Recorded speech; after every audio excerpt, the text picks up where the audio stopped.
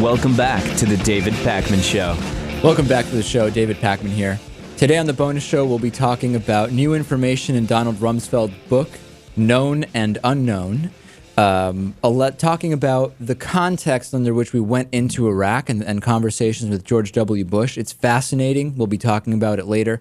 Also, some for-profit college recruiters are using some incredible recruiting tactics that you will not believe. Plenty more. We'll also hear from Lewis about, I won't even mention what, because it's quite the story.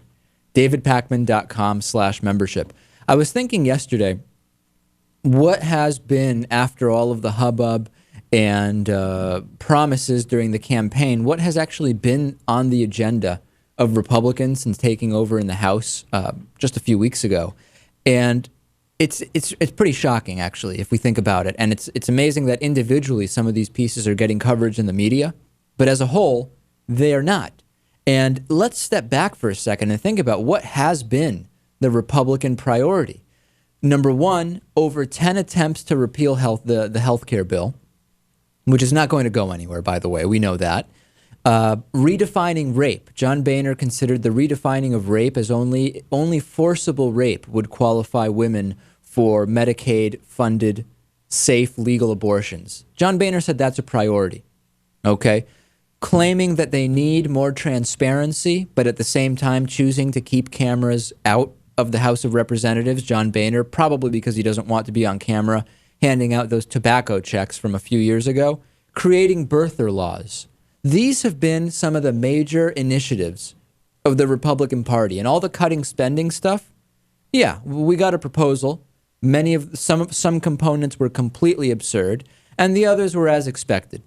Taking shots at arts, taking shots at development for high-speed rail, Amtrak, and not really taking an honest look at this war obsession that we have in this country, the military-industrial complex, with countless bases sprawling. And when I say countless, I don't mean 5.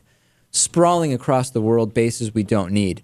No, the focus has really been quite disappointing, I think is fair to say.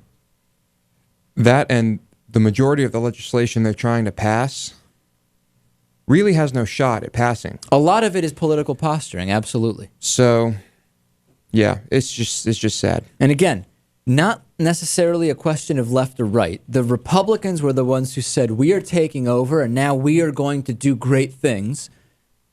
And it just isn't happening. There's a lot of time being wasted reading the Constitution on the floor of the House. Now, with regard to healthcare specifically, remember, ladies and gentlemen, Republicans, culture of life, all about life, except let's actually put lives at risk by restricting access to legal and safe abortions. Let's not cover people for pre-existing conditions. Let's make it incredibly difficult to obtain health care, and let's put that up to a for-profit system. I think we know at this point the culture of life is a complete sham. Number one, the Obama administration fortunately has scored a legal victory on health care in terms of the constitutionality. That was the new idea. It's unconstitutional to mandate that people have health care. Well, not the case. U.S. District Court Judge Keith Starrett in the Southern District of Mississippi said that the individual mandate is not going to warrant a repeal of the health care bill. It is not unconstitutional, and that's fantastic. But then let's actually hear from some of these Republicans who want to repeal and replace the whole thing. The irony is that a lot of freshman Republicans in the House are now in health care hell, for lack of a better term. Politico interviewed several of these GOP congressmen and congresswomen who opted out of congressional health care plans. Remember, they opted out because they don't want any health care that the government is involved in. They're all having second thoughts. And it's obvious. It was written on the wall. They're venturing into free market health care. They were swept into office with this Tea Party anger over the health care law. Now some of them are facing $1,200 a month premiums, significant rate hikes. Here's a quote from Richard Nugent, Florida representative. I have a niece who has pre-existing conditions, and I worry about her if she ever has to lose her job. Every single House Republican, remember, voted to repeal the health care law last month. The wife of another member of Congress, a pre-existing condition is held by his wife. She will need a procedure in the coming months, but because he declined federal benefits, they're paying for it out of pocket. Meanwhile, he's contributing to one of those famed health savings accounts that we hear much about. You surprised about any of this, Lewis? I'm surprised that anyone would turn down the health care that the government offers its employees. It's the principle. It's the principle. And apparently, and listen, don't get too sad. They still make $174,000 a year, much more, almost 4 times the average individual salary in the U.S., but still, $1,200 a month out of that is not insignificant. It is not insignificant at all.